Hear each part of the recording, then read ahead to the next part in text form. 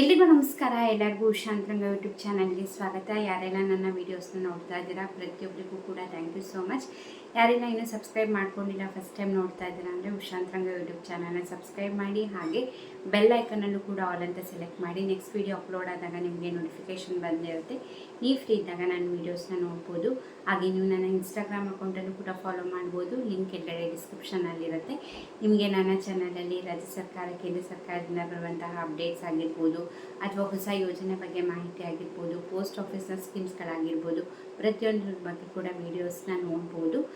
ಬನ್ನಿ ಇವತ್ತಿನ ವೀಡಿಯೋನ ಶುರು ಮಾಡೋಣ.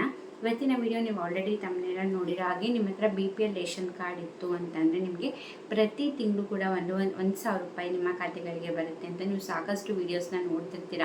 ಎಲ್ಲ ಅಪ್ಲಿಕೇಶನ್ ಹಾಕಬೇಕು, ಏನು ಯೋಜನೆ ಅದು ಅಂತ ಅದ್ರ ಬಗ್ಗೆ ವಿಡಿಯೋದಲ್ಲಿ ತಿಳಿಸ್ತೀನಿ.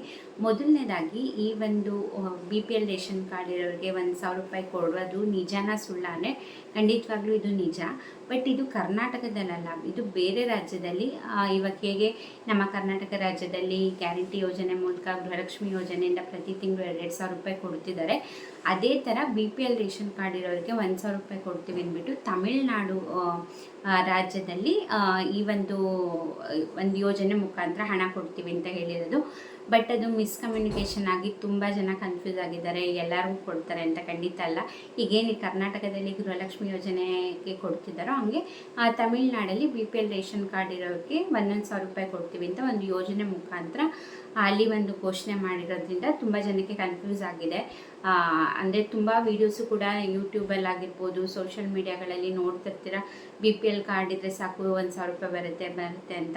ಬರೋದಂತೂ ನಿಜ, ಬಟ್ ಅದು ಕರ್ನಾಟಕದಲ್ಲ, ತಮಿಳ್ನಾಡಲ್ಲಿ ಮತ್ತು ಇನ್ನೊಂದು ಪ್ಲೇಸಲ್ಲಿ. ಅದು ಕೆಲವೊಂದು ಯೋಜನೆ ಮುಖಾಂತರ ಒಂದು ಇಲ್ಲೇ ಗೃಹಲಕ್ಷ್ಮಿ ಅನ್ನಭಾಗ್ಯ ಯೋಜನೆ ಎಲ್ಲ ಮಾಡಿದ್ದಾರೋ ಅದೇ ಥರ ಅವರವ್ರ ರಾಜ್ಯದಲ್ಲಿ ಒಂದು ಯೋಜನೆ ಮುಖಾಂತರ BPL ಕಾರ್ಡ್ ಹೋಲ್ಡರ್ಸಿಗೆ ಕೊಡುವಂತಹ ಯೋಜನೆ ಮುಖಾಂತರ ತಮಿಳ್ನಾಡಲ್ಲಿ ಈ ಥರ ಒಂದು ಯೋಜನೆ ಮೂಲಕ ಕೊಡ್ತೀವಿ ಅಂತ ಅನೌನ್ಸ್ಮೆಂಟ್ ಮಾಡಿರೋದು, ಕರ್ನಾಟಕದಲ್ಲ.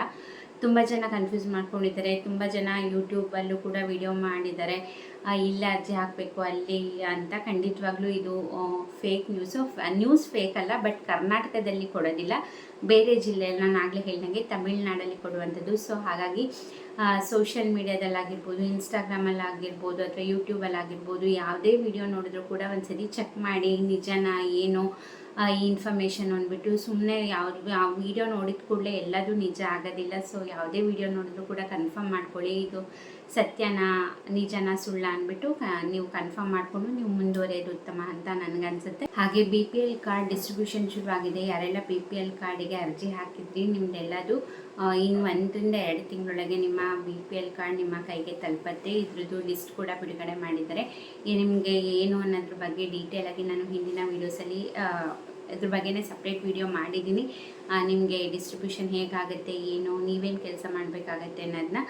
ಸೊ ಇಂಟ್ರೆಸ್ಟ್ ಇತ್ತು ಅಂತಂದರೆ ಆ ವಿಡಿಯೋನೂ ಕೂಡ ಚೆಕ್ ಮಾಡಿ. ಸರ್ಕಾರದಿಂದ ಏನೇ ಅಪ್ಡೇಟ್ ಬಂದು ಕೂಡ ನಿಮಗೆ ನನ್ನ ಚಾನಲಲ್ಲಿ ಅದ್ರ ಬಗ್ಗೆ ಡೀಟೇಲ್ ಆಗಿರೋ ವಿಡಿಯೋ ಸಿಗುತ್ತೆ. ಸೊ ಸಬ್ಸ್ಕ್ರೈಬ್ ಮಾಡ್ಕೊಳ್ಳೋದನ್ನ ಮರಿಬೇಡಿ.